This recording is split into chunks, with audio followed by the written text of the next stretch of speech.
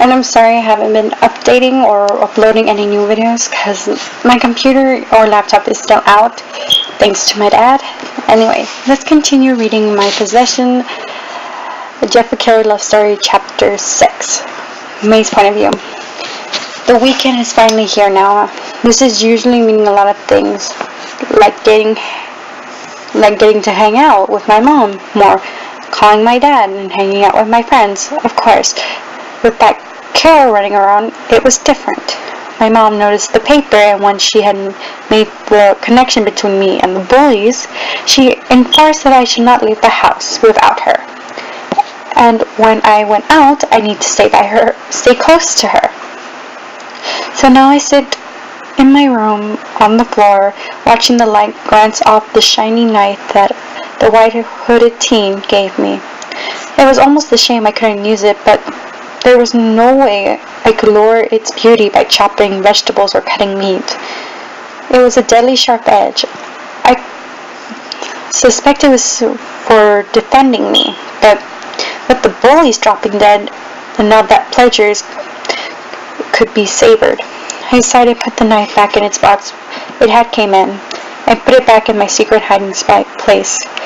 Heading downstairs, just as my foot touched the ground, or the bottom of the floor, there was a knock on the door. Well, 3 knocks, to be honest. I wondered who could it be. I walked over to the door and peeked into the eyepiece. Nobody was there. I opened the door anyway. I looked around and down, and there was a letter. I picked it up and looked at the envelope curiously. I found when I saw the front, it was like a creepy serial killer novel. How they have taken words from a magazine, jumbled it by the skinny look of the smooth feeling of the paper, and glued it on the envelope, spelling my name. Going back inside, locking the door like my mom told me to, I opened the letter and peeked inside. There were photographs. The light skimmed through the white paper, hinting that it was a photo or pictures, and even seemed to drop cold or go cold. I pulled them out. I laid them on the couch and looked at each one. The first 2 were my best friends. Like the bullies, it looked like they got bleached and burned. Their eyelids were gone. However, instead of frowns carved into their faces, they got smiles. My eyes went to the next one. I had not been numb in horror. I would have screamed a bloody murder. The next picture was Alexander. He was the worst.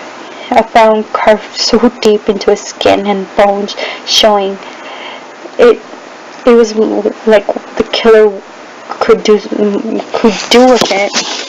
He looked like he's been burned. Unlike the bullies and my friends, it looked like the killer had burned pieces of his body, and others of his body looked like god-awful. It looked like the killer has been dropping acid or some other harmful chemical here and there on his body. Without noticing, I began crying and trembling in shock. I noticed that there was a small, burly, noticeable arrow pointing to the edge of the picture of Alex's body. I flipped it over, and writing on the back with actual handwriting simply read, "Be prepared."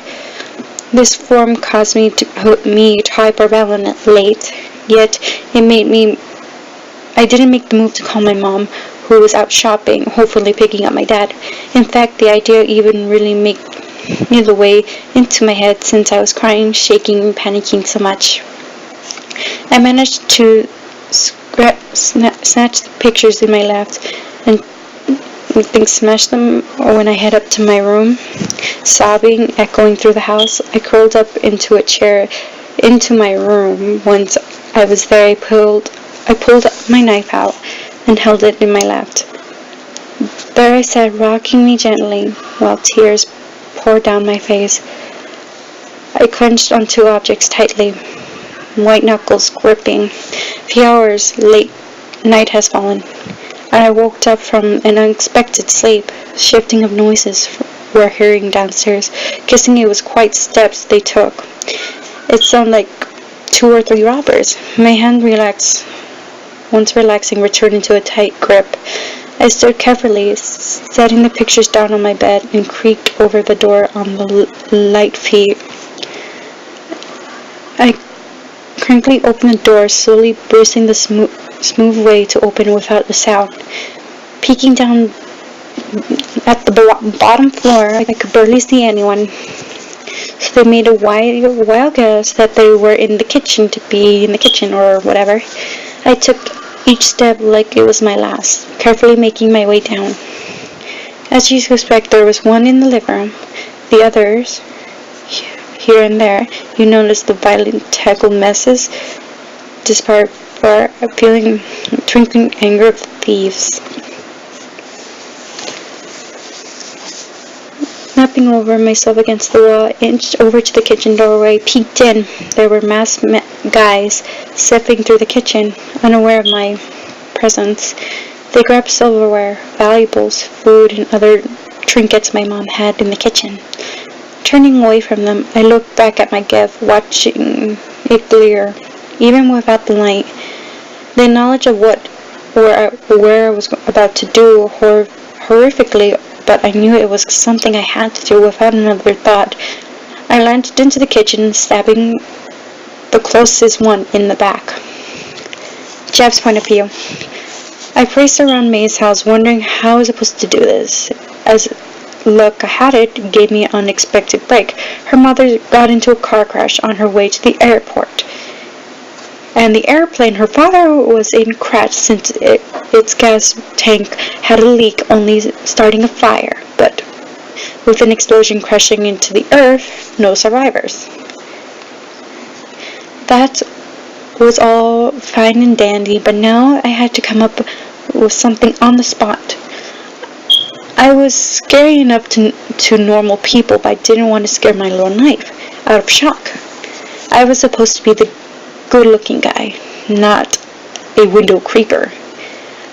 I had decided to let the whole thing go to hell, and abduct her until I had heard a male cry in pain inside. My mind sent to attack. I ran into her home. She was standing, asking for danger, really needed to lock her door more often.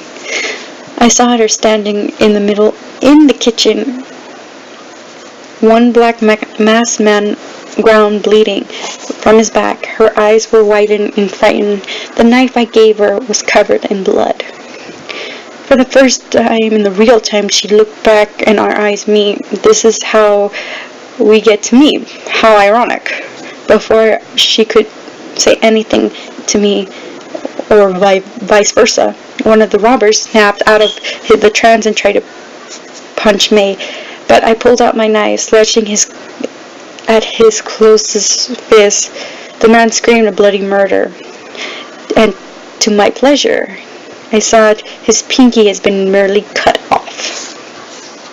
The other guy rushed forward, and May, whether out of fear, shocked, and innocent, covered me, beating her knife down, shaking the blade right balance or to his ribcage.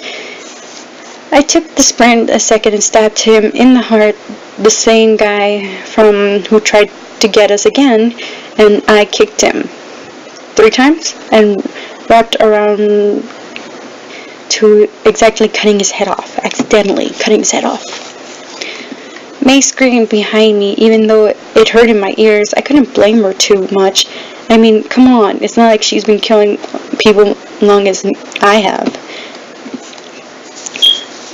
She would have time to get used to it eventually. The guy she had stabbed earlier was trying to crawl away. Not one will let the kill get away. I kicked him repeatedly until his back was on the floor, and I stabbed him in the neck. Pulling out my knife, I looked around for May, who seemingly disappeared. She wasn't too hard to locate, sitting on the couch, the knife still in her hand, crying, rocking back and forth. I sighed and watched her for a minute or two. She really needed an emotional in killing people. Who are you? She finally asked, blue eyes looking over at me, rocking again slowly. Jeff. Jeff the killer, little knife, I said with a grin. I couldn't help to be proud of my title. Her eyes widened and took a hint that they were giving me. Yes, the flowers, the knife, the photographs, the dead bullies, all done by me. I raised my hands, showing my palms. No need to thank me.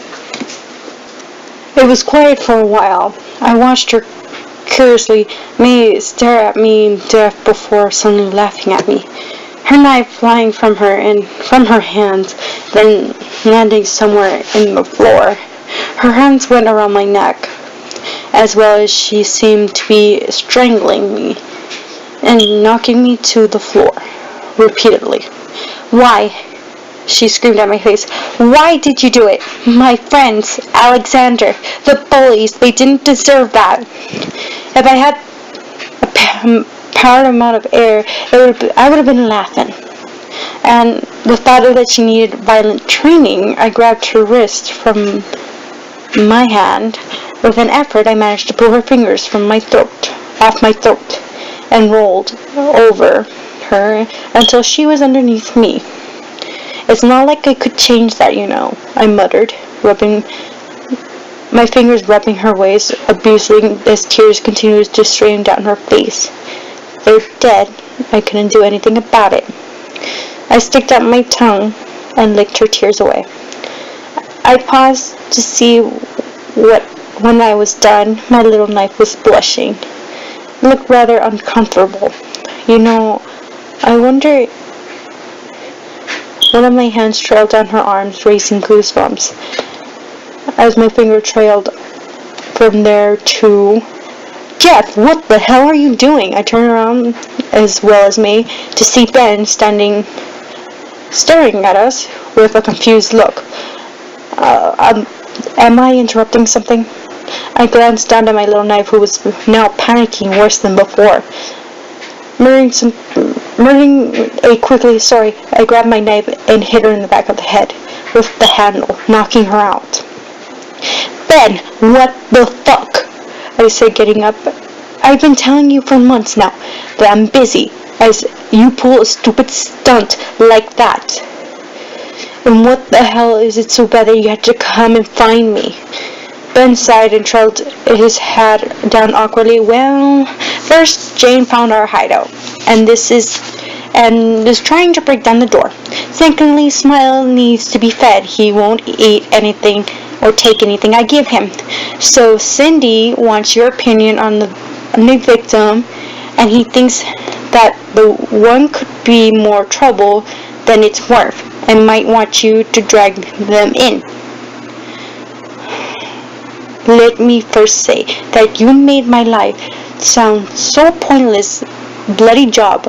I sighed and went really hacking my head on some brick.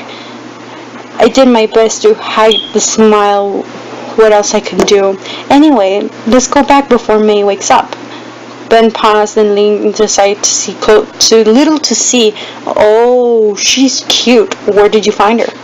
Ben asked curiously. I gave him a dark glare, and he leaned back and his hands up. All right, I get it. She's yours. Let's go. I quickly went back a bit and picked up her knife and picked up my own.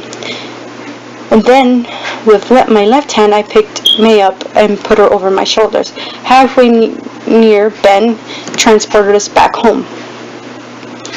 Mysterious man's point of view. Outside, two masked figures watched since the scene take place from behind the end.